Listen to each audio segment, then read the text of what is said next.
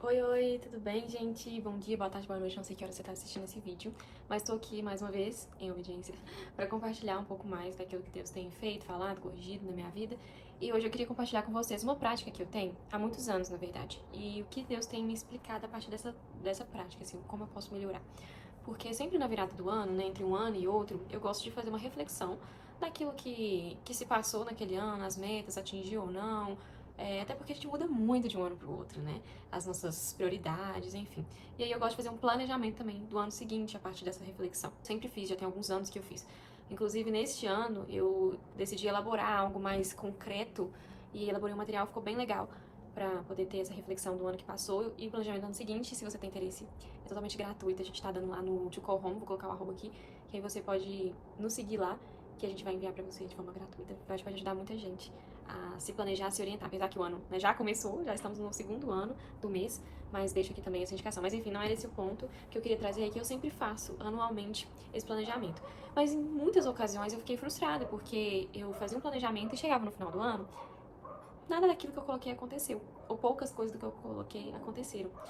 E aí, esse ano, né, nessa virada de ano, eu senti de Deus de fazer diferente. Em vez de eu colocar os meus planos e orar por eles, que era isso que eu fazia, eu colocava os planos e orava para Deus abençoar os planos. Agora, eu decidi perguntar ao Senhor o que Ele tem pra mim. Porque lá na Bíblia fala, né, que o homem ele pode fazer planos, ou seja, ele pode sonhar, fazer planos, métricas, desejos, mas quem fala, quem dá a palavra final é o Senhor. Então não tem nada errado em sonhar. Mas por que não já sonhar com aquilo que Deus quer? Porque aí fica muito mais fácil de se realizar. E aí eu fiz isso esse ano, eu comecei a orar por isso. Falei, Deus, eu já tenho algumas coisas que eu gostaria de fazer, mas poucas. Eu quero ouvir do Senhor, que eu não quero me frustrar. Eu não quero fazer as coisas por mim mesma, no meu desejo, na minha vontade. Então me mostra que o Senhor, quais são os sonhos, os planos que o Senhor tem para esse ano de 2026 na minha vida, em todas as áreas, que a partir daí eu vou escrever no meu planner. E foi então realmente o inverso que eu estava acostumada a fazer. E aí Deus foi falando muito comigo nisso, né? Ele falou, eu quero te mostrar, né, o que eu tenho pra você.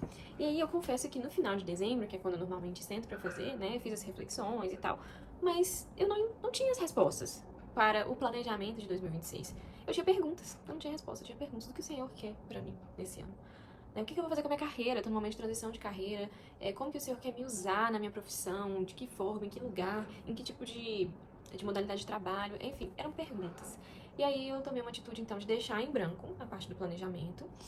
Coloquei só algumas coisas e aí eu tomei a decisão de entregar as minhas primícias do ano de 2026. O que é isso, primícia? Primícia é a primeira parte de alguma coisa, né? E aí eu entreguei o mês de janeiro como uma primícia, como um mês onde eu ia me dedicar a ouvir o que o Senhor tinha pra mim. E eu fiz um propósito. Existe uma diferença entre propósito e jejum, eu posso até trazer aqui um dia com uma base teórica mais sólida para vocês, mas basicamente o jejum é quando você se abstém de comida por um período de tempo, dias. Ah, vou ficar 3 dias sem comer, vou ficar 24 horas, vou ficar só amanhã. Isso é um jejum. O propósito é quando você tira alguma coisa que você gosta, e aí pode ser tanto um entretenimento, pode ser tantas coisas, inclusive comida também, mas aí não é por horas ou por dias, né? É diferente, você não fica sem comer, você fica sem comer aquele determinado alimento. Aí no meu caso eu fiz de açúcar, de forma geral, de tudo quanto é doce, porque eu como muita coisa doce, eu gosto de um bolinho, de um sorvete, de um chocolate, então pra mim é bem difícil ficar um mês sem comer nada, zero açúcar. E eu fiz esse propósito com o Senhor, entregando mesmo o meu primeiro mês do ano. Claro que também aproveitei, né, pra fazer uma certa dieta forçada, porque se não for com jejum também, eu não paro de comer doce. Então as duas coisas andam juntos. E ok, porque nós estamos falando de um corpo que é alma, espírito, corpo, né, carne. Então tudo anda junto. E pra gente não danificar o nosso corpo, a gente tem que controlar a nossa alma, que são os nossos desejos, né? E daí vem os desejos de comer e etc. E fortalecendo também o nosso espírito. Então, fiz pra isso tudo, pra todo esse combo. E foi tão interessante porque no mês de janeiro, mais pro final, né, quando eu já tava terminando esse propósito, começaram a abrir algumas portas. O Senhor começou a me direcionar, a me falar claramente. Eu comecei a ouvir de forma muito clara aquilo que Ele tinha pra mim, de projetos que eu ia fazer, projetos que eu ia começar esse ano, não necessariamente eu terminaria esse ano, porque a gente tem muito essa coisa, né? Tem que começar esse ano, tem que terminar esse ano. Mas não necessariamente. Isso é uma pressão também, né? De uma certa forma da sociedade. Essa coisa do virar o ano, ela é muito simbólica pra gente, mas pra Deus não existe anos, não existe dias, não existe o mesmo calendário que a gente, é um calendário diferente. A gente às vezes brinca, né? Tem o calendário da terra e o calendário do céu. A gente tem que estar conectado também no calendário do céu. Mas é claro que esses momentos são simbólicos, como por exemplo a virada de um ano. É importante que a gente tenha esse momento, que a gente feche ciclos e abra novos ciclos. E Deus entende, isso não é pecado, isso não é errado. Mas precisamos estar atenta também ao calendário dos céus. E aí, eu falei, Deus, que o Senhor tem? Ele me trouxe alguns projetos que eu começaria esse ano, mas que não necessariamente eu terminaria esse ano, né? E foi tão incrível, porque quando eu terminei o jejum, eu parei pra pensar em conectar. Vitor, falei com meu marido, você percebeu tudo o que aconteceu em janeiro? Não foi à toa. Aí que caiu minha ficha. Eu falei, não foi à toa. Eu fiz um jejum justamente pra isso, pra ter claridade daquilo que Deus tem pra mim pra esse ano, pros propósitos dele pra mim, e não que ele abençoe os meus propósitos. Existe uma inversão nisso, que a gente precisa prestar atenção. Não é eu planejando, o Senhor me mostrando o que Ele tem. E esses propósitos, eles são muito bons pra isso, sabe? Na Bíblia não tem nenhum lugar que fala assim, todo crente é obrigado a jejuar e a fazer propósitos. Não existe. Você não deixa de ser crente por isso, você não está pecando por não fazer o jejum, um propósito.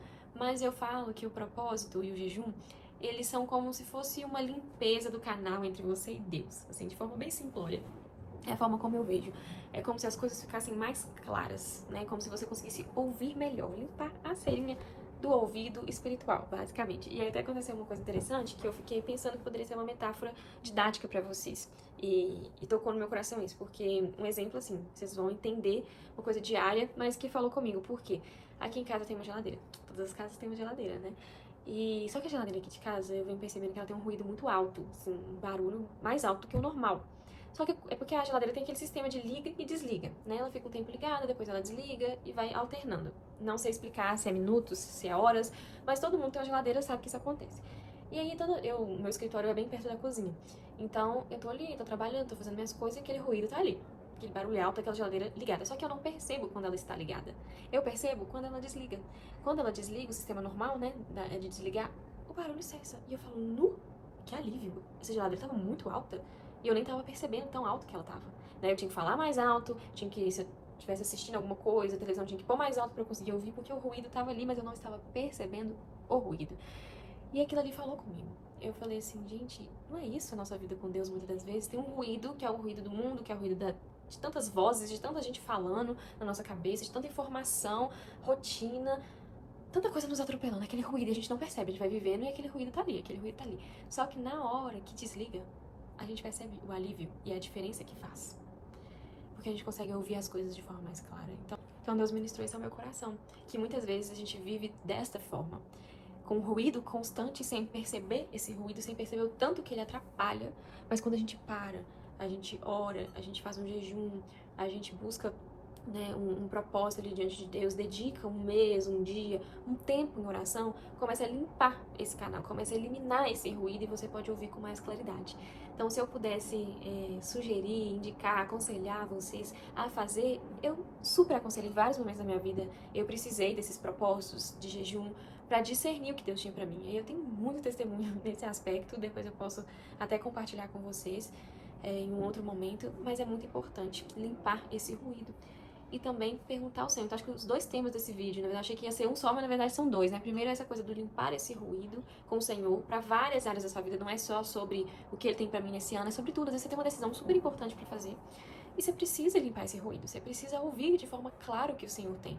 E também essa questão, né? O segundo tema seria essa questão desse planejamento. Faça os seus planos, mas ok, não tem nada de errado em fazer seus planos, porque a própria Bíblia fala disso. Mas por que não já fazer o plano de Deus? Porque as coisas fluem. E é assim que tá acontecendo comigo. As coisas estão fluindo a partir do momento que eu tô tentando fazer o que Ele quer pra mim. Dói, é difícil, porque mas isso aqui, Deus, isso aqui não vai acontecer não, o Senhor falou, não falou, mas eu quero. Então é uma luta constante, é uma luta diária, mas quando a gente consegue ver que não, mas também tem muita coisa boa que Ele tá planejando pra mim, pra esse ano, pra iniciar esse ano. E vou focar nisso, porque quando é uma vontade diretiva, né, não é só permissiva, também vou fazer um vídeo depois sobre vontade diretiva e permissiva, com um testemunho também muito interessante, talvez seja até o próximo. Quando a gente tá na vontade diretiva, as coisas fluem diferente, porque a mão do Senhor tá ali porque é um plano dele pra sua vida, não é um plano seu. Então é isso, pessoal, não vou alongar muito aqui, mas espero que tudo isso toque ao coração de vocês para uma reflexão, tá bom? Grande abraço e até semana que vem.